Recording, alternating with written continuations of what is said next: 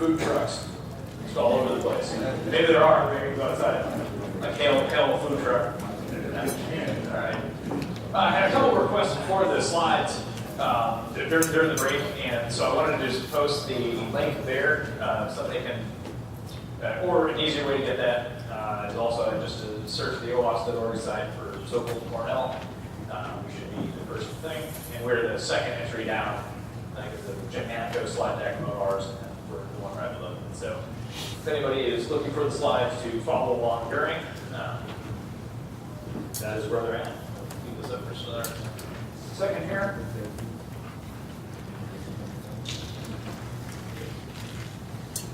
All right, so while people are tracking that down, any questions about anything that we talked about before the break? The security principles we talked about, injection clause.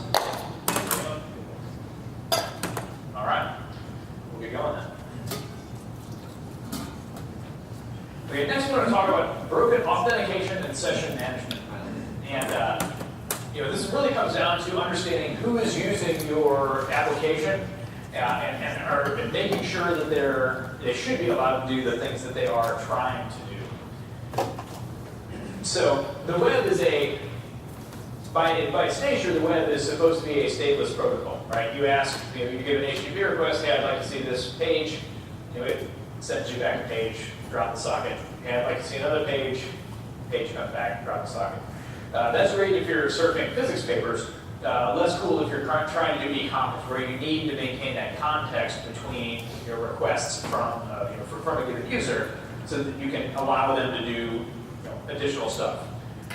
And so what we've had to do on top of the HTTP protocol is to build in that statefulness. All right. And what we see is that introduces opportunities for issues. And so these session management problems occur when applications fail to properly protect credentials and sensitive tokens throughout their lifecycle. And this is kind of a broad category, and could result in a number of different types of problems. So, for example, if you're passing session IDs unencrypted across the wire, that now would potentially let someone who could observe traffic, like if it's over Wi-Fi traffic or somebody's watching traffic at the carrier level. That's going to potentially, if they have your session ID, they can potentially use your session ID and take over your session and act as if they're you. Same thing if user credentials passed unencrypted over the wire. Most organizations are getting much better at this. Still see problems occasionally. Also problems with password and recovery functions. The impact of these are potentially severe because they may allow some or even all accounts to be attacked. Once successful, the attacker can do anything the victim can do. And obviously attackers are going to target privileged accounts. And so it's important to consider the value of the affected data in the application and the impact and public exposure of a vulnerability. So there's a number of variations that can come under this umbrella. One may be an attacker sniffing network traffic to recover sensitive data. Talk about those looking for session identifiers, looking for user credentials. There can also be situations if the attacker can guess a valid session identifier. I wrote, one of the systems that I wrote a long time ago that is mercifully, I don't believe, still running anywhere, but we needed a session identifier. So what we did is, this was written in Java, and so what we did is we used the current time in milliseconds. That's a big, scary looking number, right? What's the problem? Name one of the variety of problems with what I did. Name one of the variety of problems with using the current time in millis as a session identifier. Guessable. It's very guessable, right? Because it's like monotonically increasing at the exact same rate, always, forever, right? Exactly. So very, very, this is super, super guessable, right? So it's a scary looking number, but if I were to log into the application, 4 times, or I was to access the application and check my session ID 4 times, what I would see would be a nice graph, from lower left to upper right, that indicates like, hey, there may be some sort of a pattern here. Right. So super bad problem where, again, it's easy for the attacker to guess a valid session identifier. There are other situations where, again, if you access the site a number of times, you can do some statistical analysis to see how are these being assigned. I just happen to pick the easiest one for somebody to break. Another problem with that call is you're not guaranteed to only have one session with the same ID if you have people start sessions at the same time. But from a security standpoint, by far the biggest challenge is that it's a trivially guessable. It's trivially guessable to find valid session identifier. An attacker may also exploit vulnerable account management functionality. So if you have facilities in your application for users to recover their username, recover their password, reset the password, those are also situations where an attacker may look to misuse the application in order to get access to accounts that they're not supposed to have access to. So how do you test an application? This is the type of thing that's a little bit harder to automate with static or dynamic analysis. Again, if I'm looking for, from a guessability standpoint, that's something where I can gather a bunch of session identifiers and do some analysis, statistical analysis on those to determine what does the distribution look like? Does it look like these things are guessable? But really, it relies too much on the business logic and the scanning tools that the logic the scanning tools are going to understand. But this is a case where you can use threat models to target manual attacks, to look for likely attack vectors and to verify that they are not successful. So one great example, the worst is probably the wrong word to use. We do a lot of work helping organizations do remediation. And from a remediation standpoint, the most expensive vulnerability that I've ever found that an organization had to fix dealt with a situation like this, where they had essentially transferring website authentication from one site, from a partner site, to the organization site. This isn't what they did, but it's roughly equivalent to it. If you think of a social security number, that is a semi-public piece of information, right? Shouldn't really be used as a secret because it's the type of thing that gets dumped and found and whatnot. They basically, if you passed in your social security number to a website, it would let you access that website as if you were you, right? And the challenge, and again, this is something a scanner is not going to find because it's traffic. Hey, you got redirected from here to here. There was a parameter that was passed in. It's a number. I don't know what it is, right? Because again, a scanner is not going to be able to identify that number as something special necessarily.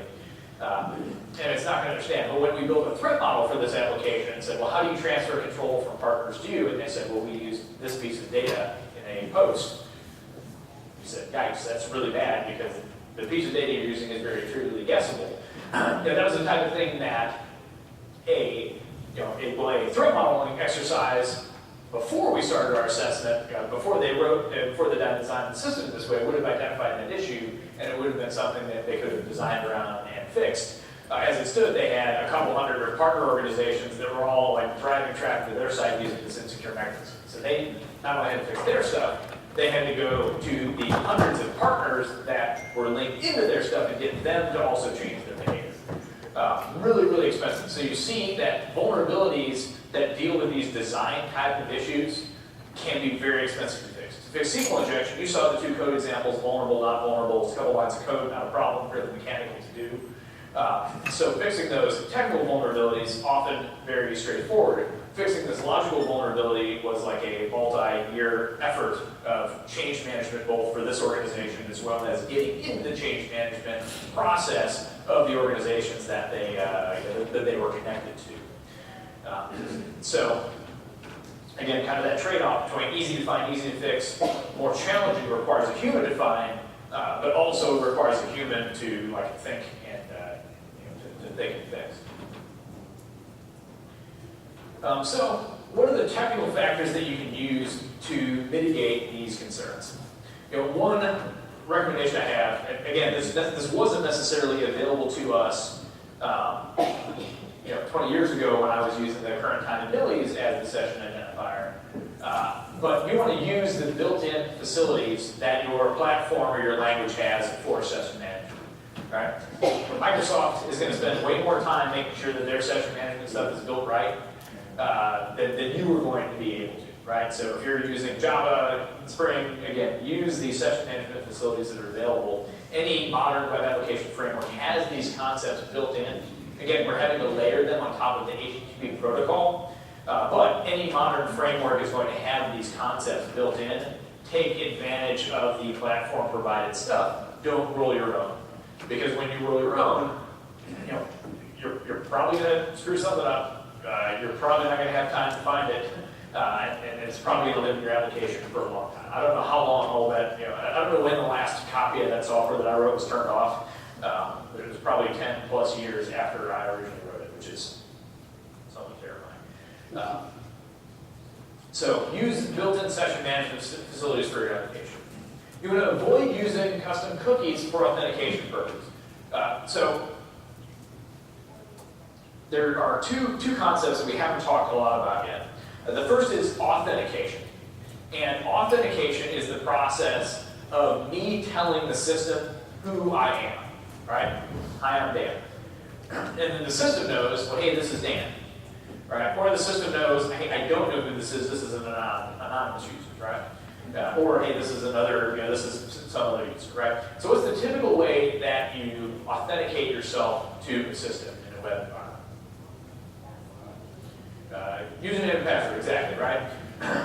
So here's my username. I've got a password that should be secret that only that person should know. If that person knows both the username and the password, I trust that they are that person. You can obviously, and it's very valuable to layer additional things on top of that. Two-factor authentication, they've got a hardware token or out-of-band code delivery or something like that. But so that authentication, that process of how do I prove to the system that I am who I say I am? What we'll also talk about is authorization, and that is saying, given, for the system, given that I believe I know who this person is, what are they allowed to do? And that's something we'll talk about a little bit later on. But from an authentication standpoint, you want to avoid using custom cookies for authentication purposes. So, for example, why would I not want to have a system designed such that, hey, who's this user? I guess I'll check this user ID cookie, and that will be the user that I will treat them as. Why would I not want to? What is a problem with authenticating users to the system in that way?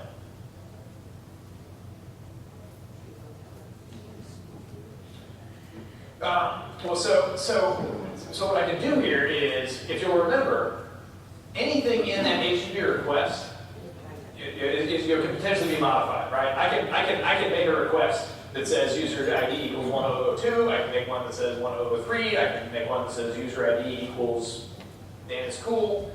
I can do whatever I want, right? So you're going to be very suspicious of values passed in with cookies and using those to make authentication or authorization decisions. Because again, in this case, if I'm just telling the user, the system who it is, that's a problem because I can spoof those. We looked at a banking system once a while back, and I remember talking to the developer. And the developer said, "Okay, we should be pretty secure. We've got we use a cookie to let the system know like what user you are, and if you're an administrator or not." And I was sitting there, my notepad, go on. Use a cookie, you say, and that's what they did. So when you log on to the system would set a cookie and say user ID equals something, right? And they would also set a cookie that said is admin equals 0 or 1, right? The challenge was, like, once I logged onto the system I saw, hey, once I gave it my valid username and password, it set a cookie that I'm user ID 1002. What happens if I change my cookie and say I'm 1003? Well, all of a sudden I was looking at someone else's accounts, right? And then once I set the cookie, is admin was set to 0, well, I set that cookie to 1, and all of a sudden I was treated as an admin on the system, right? And so you have to be careful when designing the how you're doing authentication and authorization, and understand that these cookies are all under the control of the attacker. And so using the cookie with an easily guessable value to indicate the user or role information makes it trivially easy for me, and once I know a little bit about how the system works, to mess around with the system. So we wrote like a 3-line Perl script that would basically cycle through. It started at 0 and went until it got tired. Perl doesn't get tired. It would start at 0 until it got tired, saying like, let's do this. I'm gonna send a request as if I'm user 1, 2, 3, 4, 5. I'm gonna get a screen grab of the account stuff, and then I'm gonna go back. I'm gonna set his admin to 1. I'm gonna do the same thing. And so we were able to show like, hey, CIO, like here's your information for your for your accounts in the system because your user ID like 1, 2, 3, 4, 5 or whatever it was, right? And so, again, the system was designed such that it trusted that cookie. It made an authentication decision to, hey, here's the user that I'm talking to based on that custom cookie. And so you've got to be very careful in the way that you use cookies or other parameters like that to make security critical decisions in your environment. Again, something that an automated scanner is not going to catch. The automated scanner is probably going to see that a cookie got set, and it's going to set the cookie value to apostrophe 1 equals 1 to see if that cookie ever gets used in a SQL query. That's what the automated scanners are going to do. But from a design standpoint, just having a brief discussion with the developer of the application about how we put it together, we were able, like, trivially, we knew what we were looking for before we even started the assessment, just based on this person saying, like, hey, I use cookies for X, Y, Z. So, easy to find for a human, but required human to find. You want to make sure that your logout facilities are secure. You want to make sure that they destroy the session, invalidate the session identifier, and from a user experience standpoint, to make security easy, you probably want to have logout links available from every page. And so if someone clicks log out, the next time they try to access a page, it shouldn't let them see their accounts on the system, right? You have to make sure, like, hey, this session identifier is no longer valuable. And that helps to mitigate that, circumstance where somebody might guess a valid session identifier. Well, if the session identifiers are made invalid, then that decreases the pool of valid session identifiers that somebody could guess, in order to access the system. You also want to enforce session timeouts. If somebody hasn't accessed the application in some amount of time, you should probably force them to re-authenticate. Maybe they were using the application from internet, internet cafe or something like that. Is that even still a thing? Since everybody has an internet cafe in their pocket with their phone, I don't know. And you want to make sure to enforce the session timeouts because you don't necessarily know, hey, if this person hasn't accessed the site in an hour or 2 hours or a day, do I believe that it's still the same person using this device? And you don't want to put sensitive data in the URLs or the logs, because that tends to end up, anything in URLs, those values tend to end up in cache server logs and browser history and things of that nature. So you'd like to avoid having session identifiers or any credential information that gets stored in URLs. You also don't want to rely on other unreliable factors for authentication. IP address ranges, those are the types of things that can be used to fake. Refer headers, again, any header information is just information being passed in, by this untrusted request from the user. So those are the types of things that you don't want to, you don't want to include in your authentication or authorization scheme. Also, from a business logic design standpoint, you would prefer, it's best when someone wants to change their password, you probably want to have them provide their old password. And that's something where, in general, looking at high value operations, if someone is trying to do something high value in the application, it may make sense to require them to re-authenticate, right?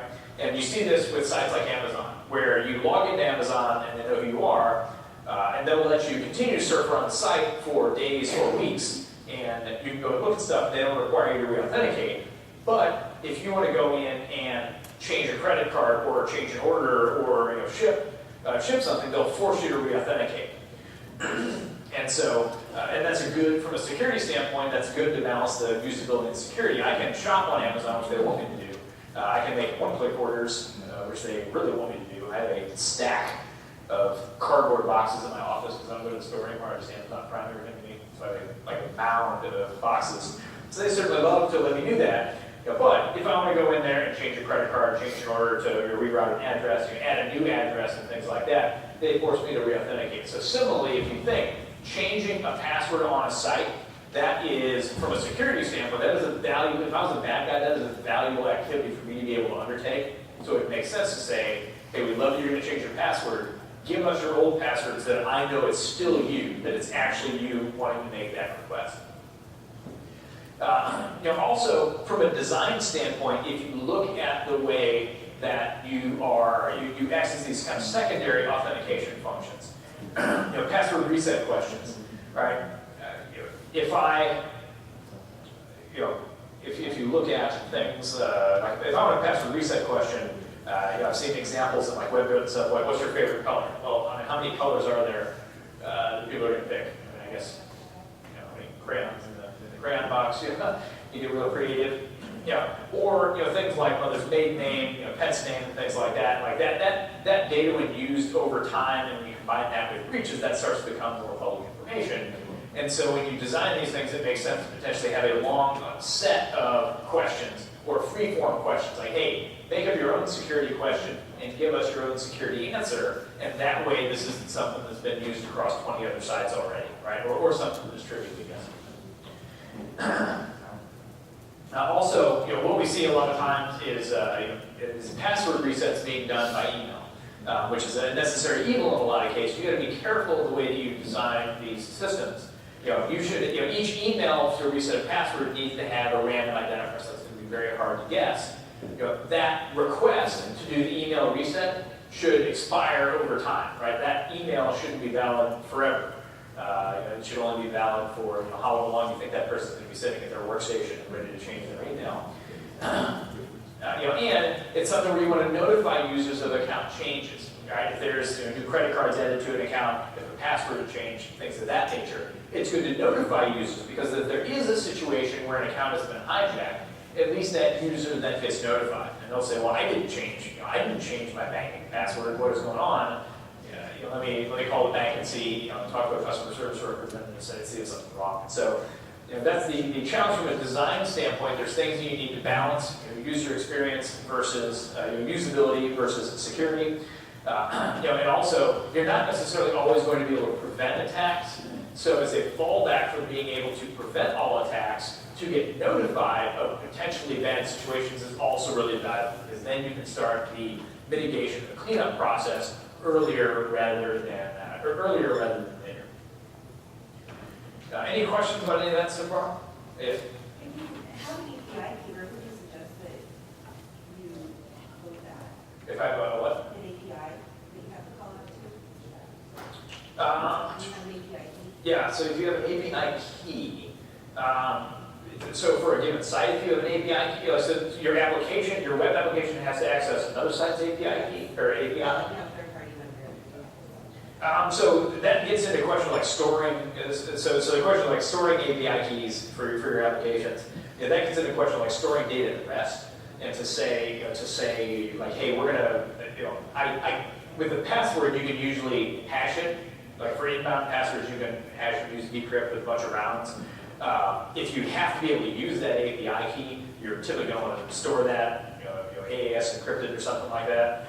But then you've got to manage the secret that you use to store the encryption key, which is a challenge. And some platforms, like on a Windows platform, they've got like the data protection API that can provide like operating system level controls for that. On Java, you kind of have to build something up yourself. But that's something that I think we'll talk in more detail about in the afternoon, looking at like storing data. So that's a good question. If you've got, hey, I've got this sensitive piece of data, I need to use it again. How do I store this such that if I do have a SQL injection vulnerability or something, that data doesn't get pulled in a usable form to be used by something else? Any other questions?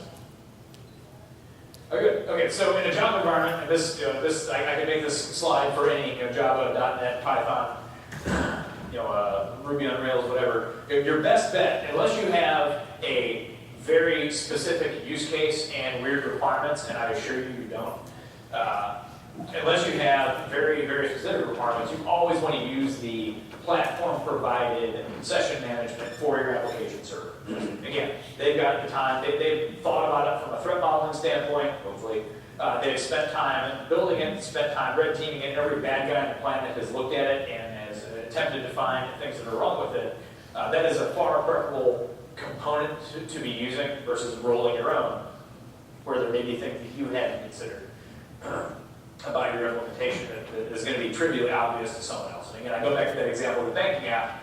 The developer thought he was very clever, using cookies in order to manage this, in order to manage the authentication and authorization portions. And that would have been clever, except that I can trivially spoof cookies, right? And so that was something that he hadn't thought of. And when I talked about security, he held that up as an example. Like, hey, we should be pretty secure. Here's how we're doing this. And so, again, it's something where you always want to take advantage of these types of components if they are available. All right. So to recap, when you look at the way that applications handle the authentication and the session management, you see a lot of problems. And that is, at least in no small degree, I don't think, because the HTTP protocol was originally designed to be stateless when it was for sending physics papers around. Then people started having higher volume websites. You got HTTP 1.1, so you started having persistent connections, layer cookies on top of that in order to maintain that persistence.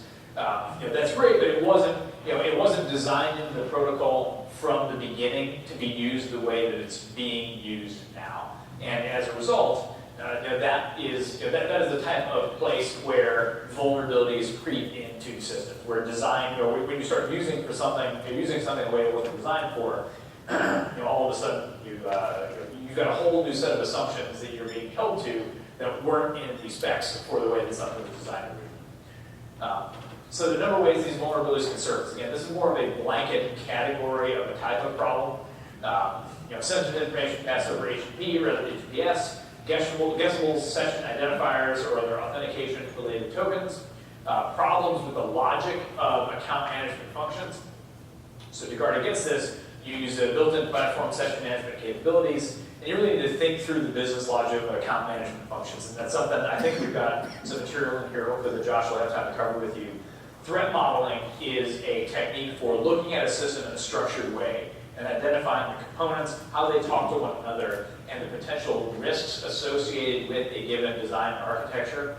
That process is something that we have found to be tremendously valuable because it gives you a view of the system. It helps you proactively identify, hey, this thing needs to talk to this thing, which means they're going to need to authenticate themselves to one another. How do I want to do that? Let's make that design decision early. Is it username and password? Are you using certificates?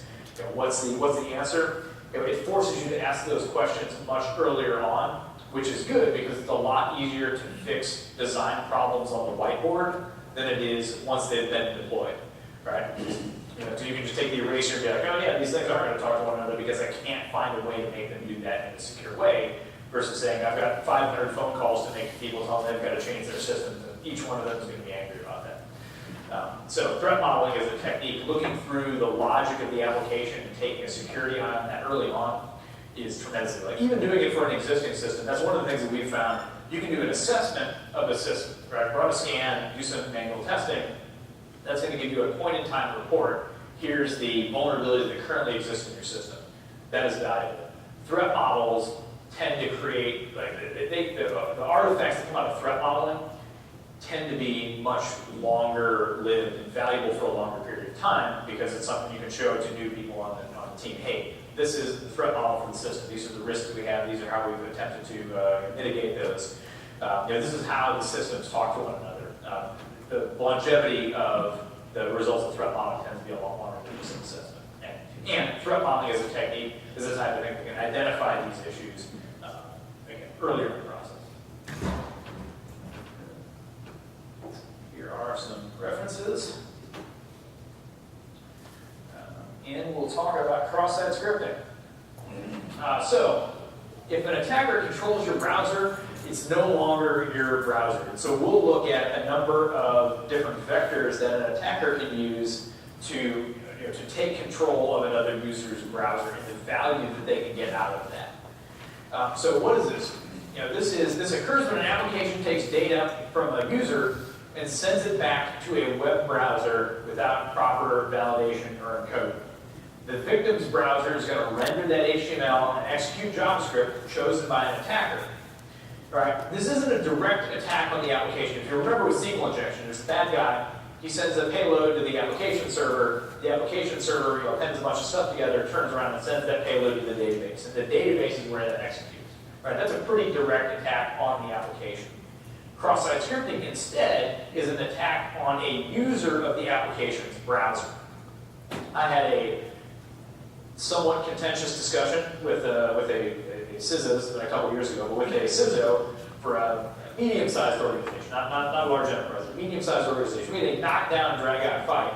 And this person asserted that cross-site scripting wasn't a problem because it didn't touch their systems, right? The payloads didn't execute in their systems, right? I couldn't believe that a security professional would take that approach, because what we see is if an attacker can control one of your users' browsers, like number one, that's an attack on the users of your system. You have a responsibility to maintain the integrity of their experience.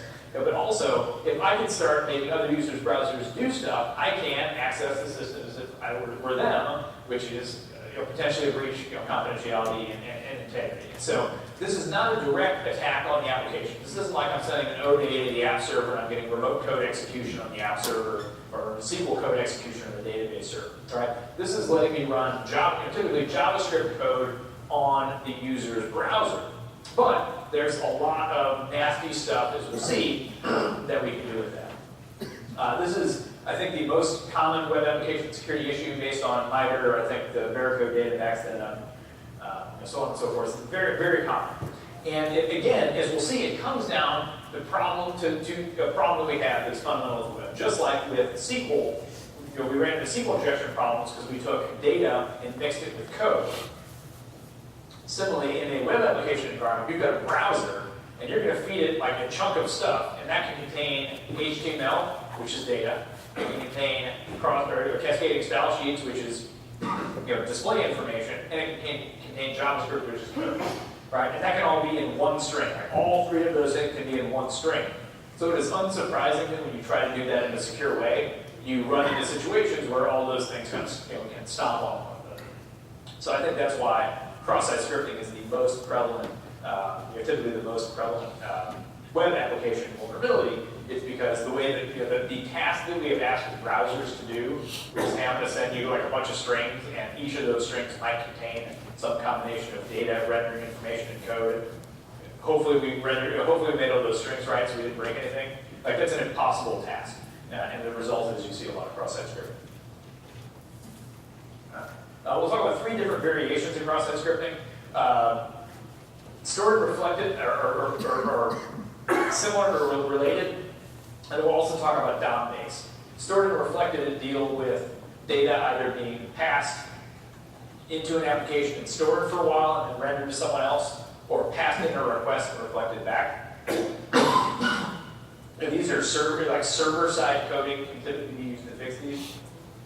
We'll also look at DOM-based, which is a little more subtle, a little trickier to understand, because it deals with the mitigations for that are typically on the client side, how you use data on the client. So stored cross-site scripting. An attacker is going to post a payload to a database or another data store. All right. So I'm going to send something in. It's going to get stored in a database because I'm a bad guy.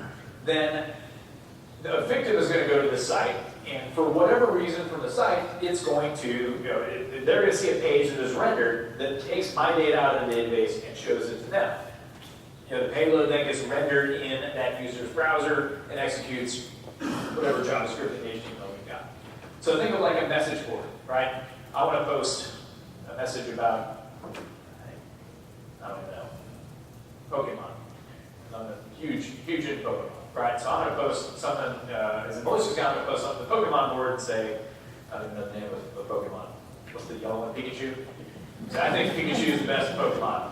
Right, but I'm also going to include, bracket script, do some horrible stuff in JavaScript on your browser, like take your cookie and post it around, maybe try to submit some forms back to the site, whatever, right? And that the application takes that and says, this guy sure had a lot to say about Pikachu, stores it in the database. Someone else comes along who's also interested in Pikachu, says, I want to look at Dan's most recent Pikachu post, and that HTML, like that note I had about Pikachu, plus all the HTML and JavaScript, gets rendered back out to that user's browser and doesn't get encoded. So when it gets to the browser, it still has all the bracket script tags and things like that. The browser doesn't know. The browser just said, hey, you're feeding me data. Cool. I've got Pikachu is neat. Okay, I'm gonna render that in bold or whatever on the screen. And then I got a bracket script. Oh, now's the time we execute JavaScript, and then the browser is going to execute that JavaScript that was fed to it. Does everybody understand what I'm talking about here? Where again, you're just sending an input in, it gets stored in the database, and then it's just rendered out on the stream of HTML heading out without properly encoding it. And so the browser doesn't know to treat that as data to be displayed, as opposed to a combination of data to be displayed and code to execute. And so if you think from in a message board scenario, that lets me do horizontal privilege escalation, right? I'm user Dan on the system, someone else is another user on the system. I can run code in another user's browser who's a different user, but is a user with the same level of privilege that I have. So I can impersonate them, have access to their stuff, do whatever that may be. We've also found issues in, for example, user management systems, where I can go in and set something in my account. So for example, I'll go into my account and set my address, my shipping address or something, and I'll put a bunch of JavaScript and nasty stuff in there. Then I call the customer service representative, right? They're running as an administrative user, maybe on a different application, but using the same database. I say, hey, this is Dan, can you check my shipping address or my billing address or whatever? If they pull that up, then that malicious code that I put into the database gets rendered in that administrative user's browser. That's an example of vertical privilege escalation, where I am able to, I have an account at one level, and then I'm able to run code in the user's browser that is at another level of privilege in the system. Any questions about any of that so far? So, for stored cross-site scripting, the setup is, I'm a bad guy, I post something in the message board, it gets stored in the database. Later on, the victim wanders along and views that post, the script gets pulled out of the database, rendered, and executes on that user's browser. Again, different than the SQL injection scenario where the bad guy sent the payload in, it was forwarded along and executed here. So the code is executing here, and it's a question of, what can I do if I can control that user's browser? If I have access to all that data in that user's browser, what does that get me? Reflected cross-site scripting, similar, but it's all going to happen in one transaction. An attacker is going to craft a malicious link that's going to contain a payload. All right. So I'm going to have message equals something with JavaScript or whatever else. The attacker is going to make that link available for the victims to click. They're going to send out spam emails. Maybe you're going to put that link in posts on message boards or something like that. They're going to make that link available in some way for another user to click. And the victim encounters the malicious link and clicks, right? And what they do is they click on a link that says mysite.com/messages or view message or create message or question message equals, and then all of that JavaScript, right? When they click that link, that payload gets sent into the server, and the server just turns around and echoes that back into the HTML page that gets rendered. And so this is the type of thing that you find in stuff like login pages, message pages, things of that nature, right? So if you think about it, as a convenience to a user, right? If a user tries to log into a system, they type in their username, they type in what they think their password is. If they're unsuccessful, wouldn't it be nice if I echoed their username back to them? Because they probably mistyped the password, right? That's the harder thing to type. Wouldn't it be nice from a usability standpoint if someone attempts to log in, they're unsuccessful, I'm going to render a login page to them, but I'll render their username back to them so they don't have to retype it. That would be nice, right? All right. Except if I'm not controlling what gets echoed back. Instead, if the username that gets passed in is username, again, we'll look at how you kind of clean up the HTML and then script, blah, blah, blah, whatever. If I get somebody to click on that link, it's going to take them to the login page, and it's going to render back to them, hey, that was an unsuccessful login, right? But then that page is going to run whatever JavaScript I put in that parameter that got reflected from the link to the application server back to the victims. So we see here, again, reflected cross-site scripting. I'm going to make this server.com/page *p equals script. Put that in a spam email, send it to this user. They're going to click on this link, The server is going to render this page, and in the rendering of that page, that script is going to be reflected back and run in that user's browser. The same thing can be if I create that link and I put it on a malicious website or post a message report or something like that. Again, user clicks on this link, passes in their own, this payload that gets bounced back to them and runs in their browser. Any questions about that? And so what we see is that, you've got to kind of set up, is the question, is this targeted, right? Is this email directly targeted to this person because I'm trying to get access to their browser, or am I sending spam emails to everyone, right? Or I'm going to send 100,000 of these, and I believe that 1,000 of them are going to click. Again, the way that these would be exploited by malicious users can vary. But the technical underpinnings are situations, again, for stored, where a payload gets stored on the server and rendered to another user, or in a case here where the behavior of an application when it gets a parameter in from a link is going to be able to reflect the contents of that parameter back out. In DOM-based cross-site scripting, you see, similarly, the attacker's going to craft a malicious link and make that available for victims to click. And when the victim clicks on this, the page is going to be rendered by the server, but the attack is instead against the client-side code. And so if you've got JavaScript code in your pages that are going to do different things, there are elements, there are things you can pass in a link that are going to be under the control of the attacker. So for example, after anchor tags and stuff like that. So if you're parsing based on that, an attacker is going to control some part of the values that these variables have. And so if you have client-side JavaScript that is using any of these values, you have to be very careful because an attacker might control the things that are in there, right? And so let's say you're parsing through one of these, looking for a parameter value or a page GUI or rect to or something of that nature. Depending on how you're doing your parsing, these values may be tainted by by a malicious user, and so you have to be very careful when you're doing client-side coding in JavaScript, how you use the values in here, and how the logic, how your business logic is using those, and are you potentially trusting those values? The impact here varies. Again, SQL injection is pretty. I don't think anybody's going to argue in favor of SQL injection not being a big problem, right? But again, with cross-site scripting, some people might argue it's not as big of a deal. And that's fair, because to set up a successful attack with SQL injection, I just need to know that it's there and be able to get to that page. I'll pass something in, and I'm breaking stuff on the database.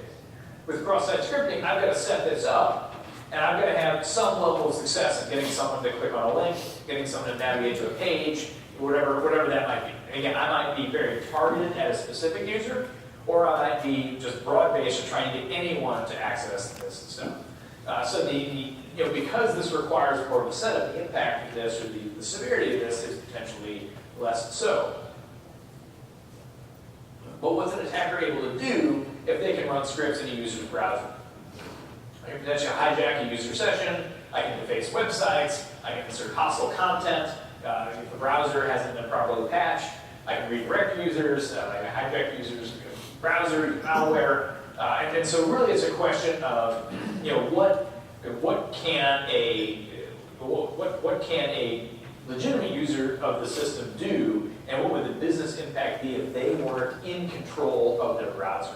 And this gets to be even more the case when in situations with Ajax, or situations like single-page apps, where you're pulling a lot of data from the server side and loading it into the client side.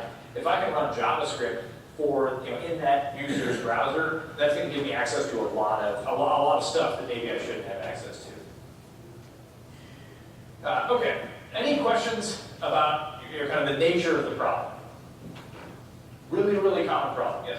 Will you be able now to show specific examples? I can sort of picture it abstractly, but really help me follow. Yes.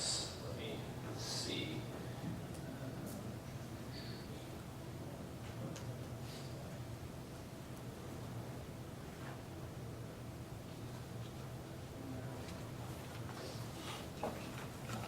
Flight, hopefully on time.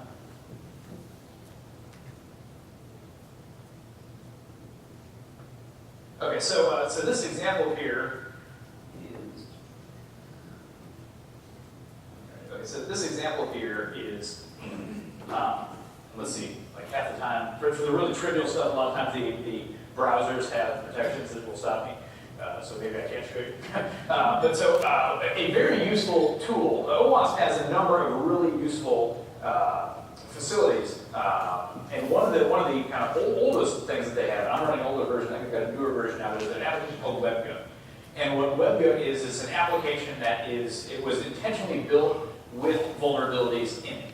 And so it can be used as a training tool, or as an example tool to see, like, hey, here's an application that has these types of vulnerabilities. This is how these vulnerabilities can be detected. This is how these vulnerabilities can be exploited. There's also, they've got a couple of other ones. There's a newer one called the Juice Shop, I think. I forget, this is written in like Java, JSP. I think there's a .NET code. They've got I forget what the Juice Shop is written in. So OWASP has some great facilities out there to identify stuff like this. And what are we supposed to do? So I don't know. So what I see is I submit title and message, and when I click on title, then it says message posted by guest and whatnot. And so what I can start to do here to look for a cross-site scripting vulnerability would be something like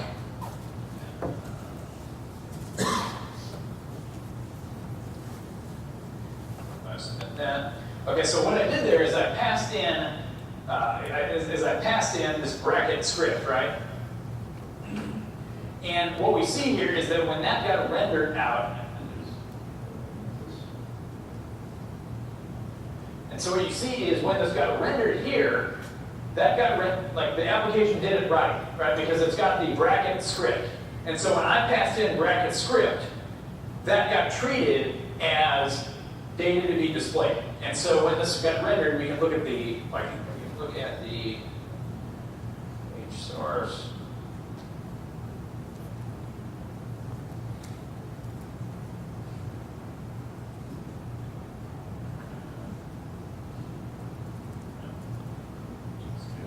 Slightly, so I have to search through everything. Let's do bracket 1.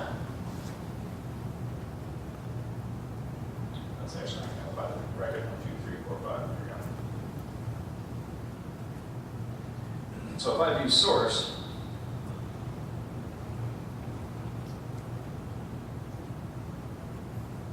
you'll see that bracket script, or that bracket 1, 2, 3, 4, 5 I rendered. Or that I passed in, when that got sent back as HTML, that got sent back as ampersand LT semicolon 1, 2, 3, 4, 5 ampersand GT semicolon, right?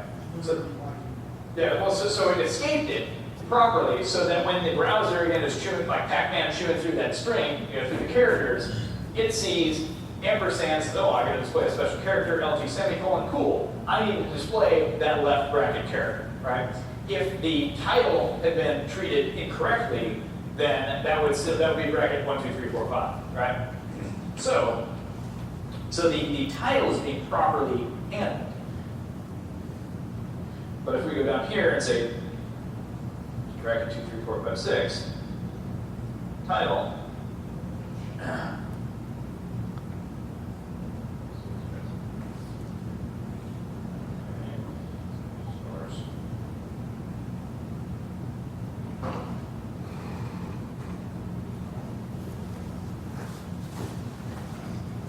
so you see when that got rendered there, it didn't escape, right? So when the message is being rendered, that is not being treated properly, right? So from a testing standpoint, I've been able to identify, hey, the message is getting rendered back into the page, just like with whatever I gave it. And so when the browser came through here, Pac-Man, it saw brackets, said, oh, okay, well, this is a new tag.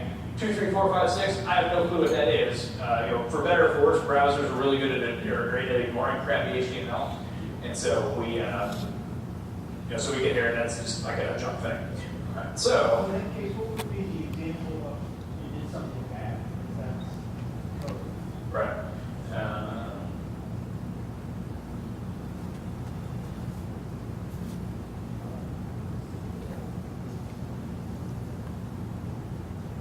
Works.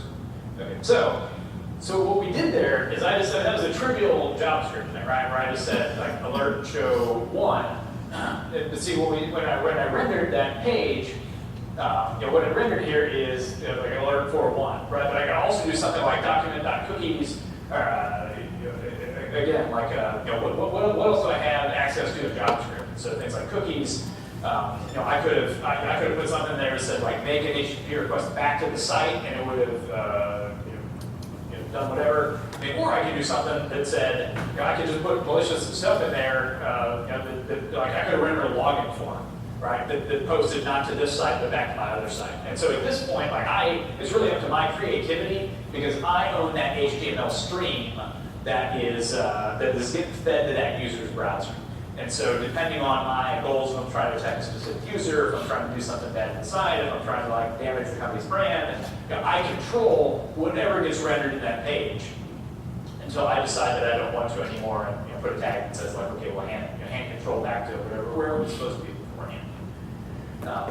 So that's to give you an idea, kind of like first the process to go through to test for something like this. Creativity part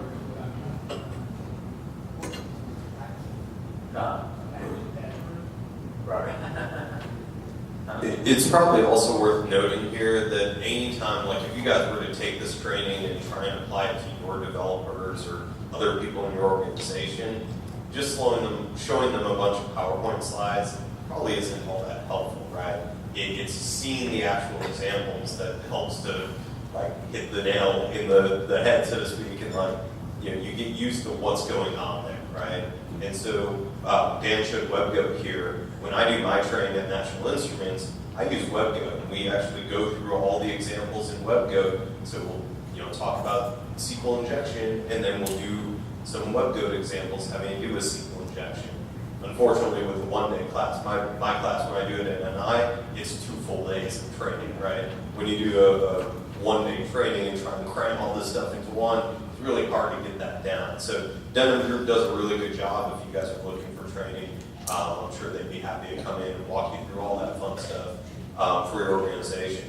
The other thing I wanted to mention is you're talking about like, what all can I do with this? There's something called BEEF, the Browser Exploitation Framework.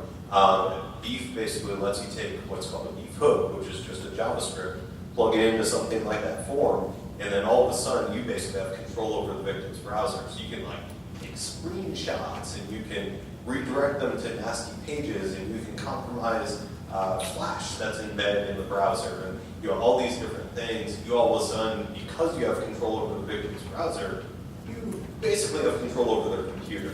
So when you talk about what can I do with something like cross-site scripting, as Dan mentioned earlier, it's not necessarily like, yeah, I popped their server and now I have access to root, right? It's not like that. But you basically have access to the victim's computer, and you can do whatever the person can do on their computer. So just a couple thoughts on that. Yeah, I mean, and again, as JavaScript, as client-side JavaScript has been given more power and capabilities, that provides, that lets you make cooler stuff for users. The drawback is that cooler stuff, it also opens up cooler avenues for bad people to do bad things. So, great. Any other questions? Yes. I get a design kind of problem, and I think it's related to sort of cross-site scripting. We have a lot of applications that take file uploads, and then databases, things back. I'm worried about active malicious so spreadsheets, Word documents, PDFs, text files. What sort of formats, for handling that kind of thing at scale? Yeah, so the question is around applications where you have to allow for file uploads and then file downloads. And that is a hard problem. And again, like what controls make sense will be different in different scenarios. A couple of things, if you shoot me an email, I can have a slightly more complete answer to this. I'm just Dan and Denver, but an important thing that you want to make sure is that you don't put those files in a place where that allows the attacker to do bad things later, right? Where they can't say, well, here's my script that I'm using to compromise the server, I'd like to put that on the, I'd like to put that in this directory in the server. And so dealing with like how do you, like obfuscating the file name, if you're storing it on the file system, making sure the permissions that are around that, like don't allow for execution and things of that nature.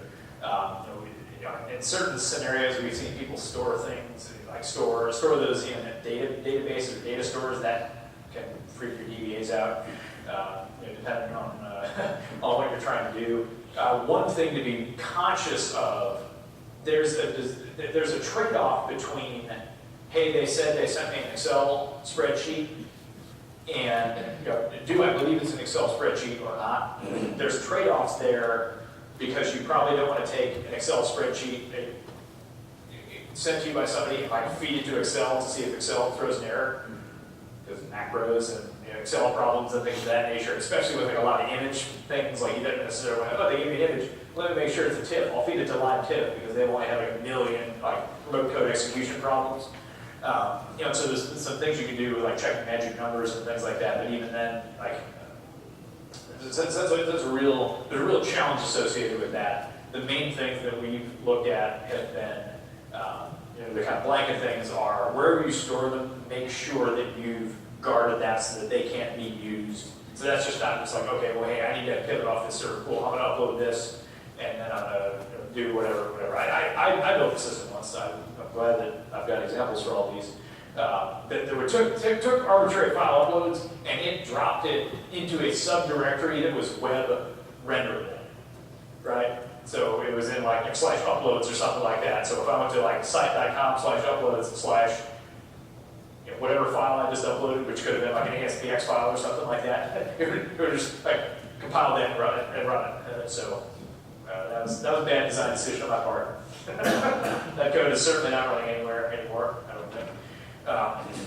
So that's the first concern. Okay, you're gonna have this, cool. Let's obfuscate what they gave us and the name of the file and all that, so that they don't know what the file is. Let's put it, if it's on the file system, in a place where that's not web renderable. So my code acts as a proxy between you uploaded this and somebody else wants to download it. File permissions, operating system control. We talk about that defense in depth, and then you've got to make a decision about how like wacky you want to get with. If they said it was an Excel, and they said it was a PDF, and they said it was whatever. Typically, you want to make sure. If you're going to be doing checks of that nature, you want like Java, you want like pure Java libraries, you don't want something that's touching JNI, taking a look at that stuff because of the risk of like remote code execution type stuff. And then you get into like bigger questions of, well, how do I know somebody's not uploading malware for some other user to stumble upon? That's a big problem. Yeah, That's not really parsing files on the server side. That's right. I mean, and maybe that's something where you submit it out to your antivirus, but antivirus is also a non-trivial attack surface. You, my friend, have a hard problem. So if you shoot me an email, then everybody can put together some thoughts in a slightly more coherent and cogent format, but those are kind of some of the main concerns. Great question. Okay, so mitigation. You want to positively validate inputs. We talked about that earlier, and we'll talk about it in a little bit more detail here shortly. And the way that you fix this is that you encode the application outputs. You need to contextually encode the outputs that are being fed out. And so your left bracket becomes &LT and so on, right? This can be tricky with HTML because HTML, like different encodings apply in different parts of HTML. If I'm just in an HTML stream, like I need a HTML encode. But if I'm rendering potentially tainted content into like an HTML attribute, then I need to encode it for me in an HTML attribute. So that's one of the things to pay attention to is the encoding function that you choose to use may vary based on where in the HTML stream this stuff gets rendered. Talking a little bit about input validation. Again, very important thing you can do to make your code more secure. It doesn't actually fix problems, but it is great hygiene and helps to mitigate the impact of other vulnerabilities. And you never want to trust anything that is trust-bound. Get parameters, post parameters, headers, especially cookies. As we've talked about, anything in an HTTP request totally under the control of an attacker. So from an input validation standpoint, if I have requirements in here that says this needs to be less than 20 and it should only be alphanumeric, if I try to pass in bracket script, it's going to pass the criteria of less than 20 characters, right? Good. But it's not going to pass the criteria of only being alphanumeric. If I pass in the word Joe, that is going to make it through. And so, again, we talked earlier about, for length, for type, for business rules. Talk also a little bit about negative validation. You want to reject known bad. This is a weaker approach because you have to maintain a list of known bad characters and patterns, and especially if you're trying to do this with regular expressions, this can computationally be pretty expensive, and regular expressions are also subject to DOS type attacks as well. And so, blacklist validation is not is an imperfect approach to input validation. Whereas positive or whitelist validation tends to be more robust. You're going to accept the known good. You're going to check that the data is one of those set of tightly constrained known good values. So you want to strongly type it. Is it a string? Is it an integer? Is it a float? Length checked. How long is this supposed to be? If it's if the username is a max of 20 characters, you don't want that to upload a copy of War and Peace because there's a better chance that they're going to be able to put a useful payload in that. Range checked if it's numeric. Again, does this need to be positive? Does it need to be negative? Should it be between 2 and 5? Unsigned, unsigned or signed, and syntax for grammar. And so you want to be, to the degree that you can control these things, you want to. From a quality standpoint, it's going to help you avoid dealing with bozo stuff coming in your application. And from a security standpoint, again, this is great hygiene, and it's going to make certain vulnerabilities potentially not exploitable, or make the exploitation, the impact of the exploitation less significant, right? I can't write in 5 characters, I can't write a great SQL injection payload, right? I can't give you a good integer that's going to be a great cross-site scripting payload. Right? So things to check for, if the field required or not, how long should it be, what characters should be in there, is there a pattern that it should follow. And so just to look at validation strategies, if I have a rule on the negative side that says I want to block bracket script and on click, that's great. I'm going to block a couple of things, but good things are going to get through, and some bad things are probably going to get through. If I say I want length less than 20 and only alphanumeric, I'm going to accept only a very limited number of things that I know are valid, and I'm going to block way more of the bozo stuff, right? So this, again, the positive validation is going to be a lot better. It's going to be a lot more robust. Output coding for Java, again, for whatever, for HTML, these are the characters that need to get escaped. Validating input. Most frameworks these days have some have some built-in validation stuff, and like .NET will do things where they have some JavaScript client-side validation that is nice from a quality standpoint to prevent round trips from the server, but they'll also run that validation on the server side. From a usability standpoint, client-side validation is key. It is good, right? From a security standpoint, only server-side validation is useful because, again, talking about using proxies and not knowing where this traffic came from, if I think my client-side JavaScript has been run, there's no guarantee that it actually has been run. And again, so for your platform, you can look for the, again, Struts has some coders, JSF has the coders, in the Microsoft environment, .NET environment, they have the coders as well. So how do we test for applications? Similar for what we did with SQL injection, reflected cross-site scripting has a pretty distinctive request and response pattern. The same thing with stored cross-site scripting, although with stored cross-site scripting, you notice it was a multi-step thing. We stored the thing in the message, then we re-rendered, then we rendered the page that had that in it, and we were able to see, hey, the message field is not being properly escaped. So cross-site scripting, again, usually, for a lot of cases of cross-site scripting, these are the types of things that are easy to find with automated dynamic analysis or static analysis. We're looking at crafting cross-site scripting payloads. All right, if this is what I want to run in the browser, And if I've got a deal, just like with SQL, like sometimes I was inside of a string, and so I needed to close out of that string before I could start doing what I wanted to do. If I find myself inside of an HTML, attribute, then I probably have to close out that attribute. Then I get to put the payload that I want in, and then I've got to clean things up so that the parser will go back. And this ends up being junk HTML, right? Because I've got like a stupid tag that doesn't mean anything there, and a stupid tag that doesn't mean anything there. But again, most browsers are pretty forgiving of stuff like that. And for our purposes, we probably just want the page to render and look like it rendered right while we're running this stuff that we wanted to have over here. Testing restored cross-site scripting, talked about that just a second ago. Being able to go through and post payloads that are potentially stored in the database, and then recrawling the application to see if any of those payloads are ever rendered. So like a lot of the scanners will use stuff kind of like what I did, which is bracket and then like an identifier so that you can see later on, like, hey, this is a number or a string that probably wouldn't appear in the HTML otherwise. Let's check and see if the tags around it or if the characters around it will properly escape when they're rendered, or if they were rendered straight to the browser. And again, for testing for DOM-based cross-site scripting, it's really looking, this is typically done more with static analysis on the client side, where you look at the JavaScript that has been rendered to the client side to see, is any of that JavaScript using these values, because the values of these fields you can assume are attacker controlled. So to recap, for cross-site scripting, it occurs when an app takes data from a user and sends it back to a web browser without proper validation or encoding. We have stored, where something is stored in a database or another data store and rendered back later.